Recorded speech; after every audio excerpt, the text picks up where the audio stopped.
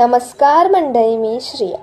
तर काल माझ्या मम्मीला थोडंसं कुत्र्याचा दात लागला होता, म्हणून फॉर सेफ्टी म्हणून आम्ही चाललो दवाखान्यात इंजेक्शन घेण्यासाठी. आणि ते आता माहीत नाही की किती इंजेक्शन पडतील. होप सो 5 पडतील असं म्हणतात खूप जण.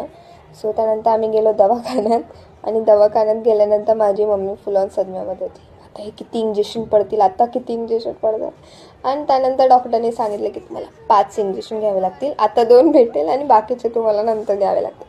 मी माझ्या मम्मीला पहिल्यांदा कोणत्यातरी गोष्टीला घाबरताना बघितलं. आणि ते झाल्यानंतर आम्ही थोडं बँकेत गेलो, आमचं काम होतं तिथे. पण मम्मी फुल सदम्यामध्ये होती.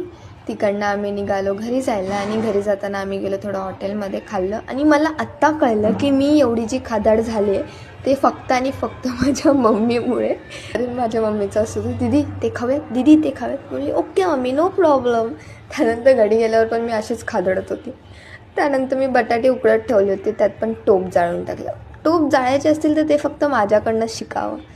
त्यानंतर मम्मीची अशी 4-5 शिव्या खाल्ल्या आणि बसली अभ्यासाला. So that's it for a day. Bye bye.